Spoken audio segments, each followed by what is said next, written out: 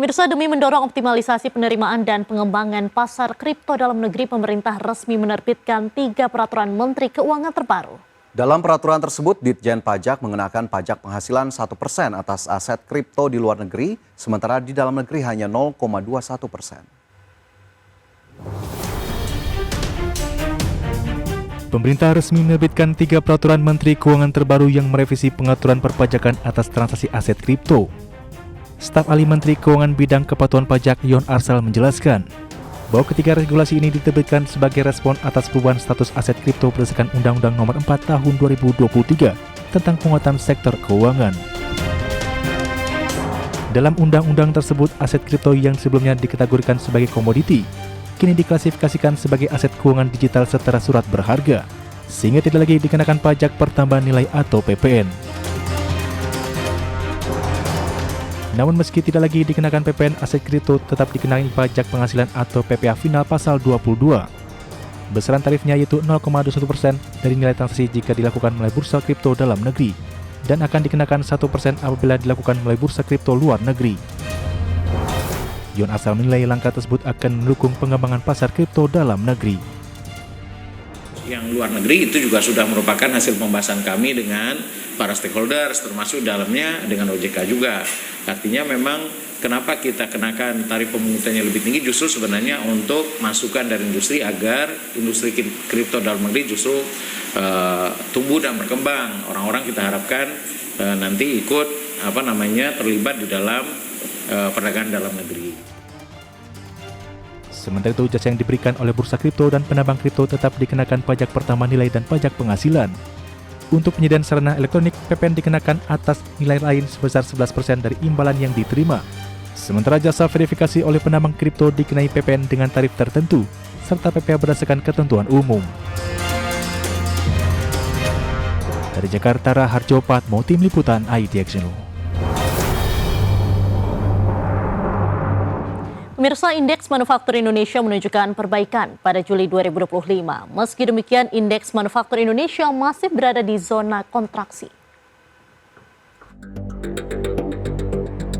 Aktivitas sektor manufaktur Indonesia masih berada di zona kontraksi pada Juli 2025 meskipun menunjukkan perbaikan dibandingkan bulan sebelumnya.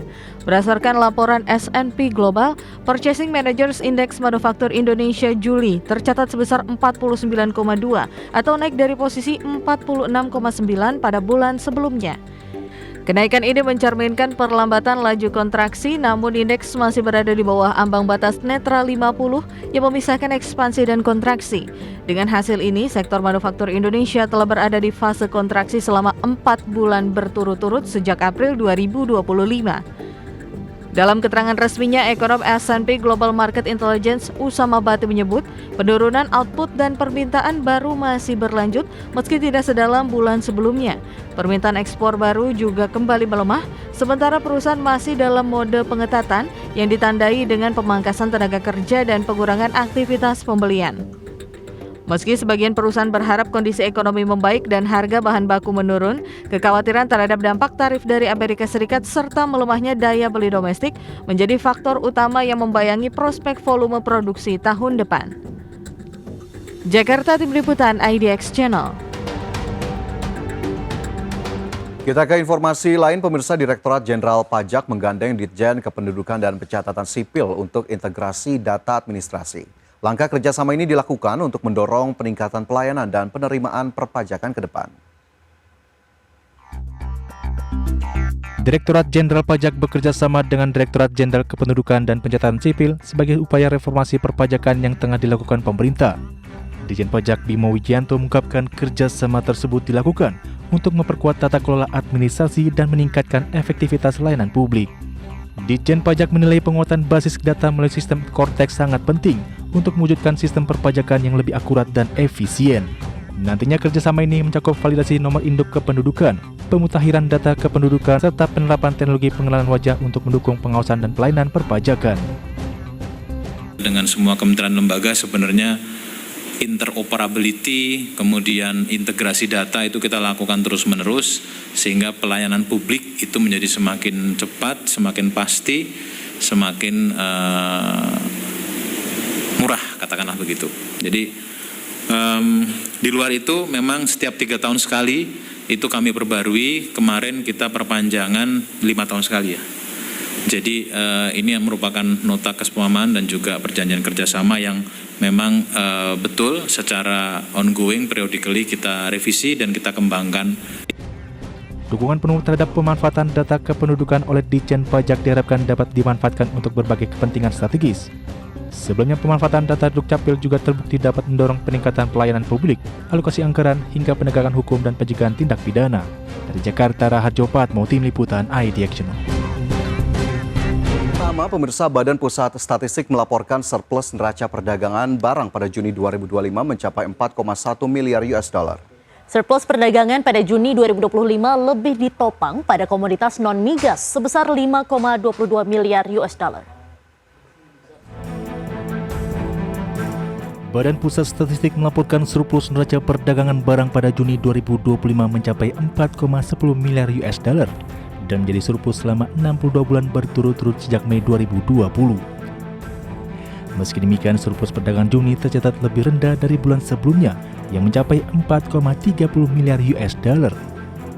Deputi Bidang Statistik, Distribusi dan Jasa BPS Puji Ismartini mengungkapkan, surplus pada Juni 2025 lebih ditopang pada komoditas non-migas sebesar 5,22 miliar US dollar. Meski demikian, komoditas ini mengalami penurunan dari bulan sebelumnya yang mencapai 5,83 miliar US dollar. Sementara komoditas migas masih tercatat mengalami defisit 1,11 miliar US dollar, lebih rendah dari bulan sebelumnya yang defisit 1,53 miliar US dollar. Pada Juni 2025, neraca perdagangan barang mencatat surplus sebesar 4,10 miliar US dollar. Neraca perdagangan Indonesia telah mencatat surplus selama 62 bulan berturut-turut sejak Mei 2020. Surplus pada Juni 2025 lebih ditopang oleh surplus pada komoditas non-migas sebesar 5,22 miliar US dollar. Neraca perdagangan barang selama semester pertama 2025 mengalami surplus sebesar 19,48 miliar US dollar.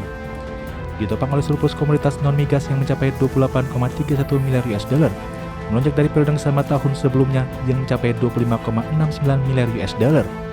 Sementara neraca perdagangan migas dilaporkan masih mengalami defisit sebesar 8,83 miliar US dollar, lebih baik dibandingkan defisit Januari hingga Juni 2024 yang sebesar 10,11 miliar US dollar. Dari Jakarta, Tim Liputan IDX. Ya, pemirsa, Badan Pusat Statistik mencatat kinerja ekspor dan impor mengalami pertumbuhan pada Juni 2025. Kenaikan nilai ekspor didukung oleh sejumlah komoditas unggulan seperti minyak kelapa sawit, sementara peningkatan impor didorong golongan penggunaan barang konsumsi dan barang modal. Badan Pusat Statistik mencatat kinerja ekspor Indonesia mengalami pertumbuhan signifikan pada Juni 2025. Total nilai ekspor tercatat sebesar 23,44 miliar US dollar, meningkat 11,29% dibandingkan Juni tahun lalu. Yang ditopang non-migas senilai 22,33 miliar US dollar dan ekspor migas sebesar 1,11 miliar US dollar. Kenaikan nilai ekspor secara tahun ini didukung oleh sejumlah komoditas unggulan seperti minyak kelapa sawit, perhiasan dan barang bernilai tinggi, bahan kimia berbasis pertanian, semikonduktor serta peralatan elektronik. Secara kumulatif, total ekspor Indonesia dari Januari hingga Juni 2025 mencapai 135,41 miliar US dollar atau tumbuh 7,7% dibandingkan bersama tahun sebelumnya. Ekspor non-migas tercatat sebesar 128,39 miliar US dollar atau tumbuh 8,96%.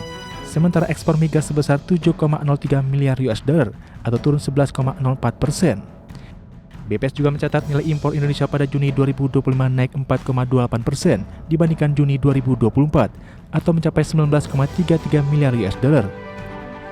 Kenaikan nilai impor pada Juni 2025 ditopang nilai-nilai impor migas sebesar 2,22 miliar US dollar atau turun 32,07% secara tahunan.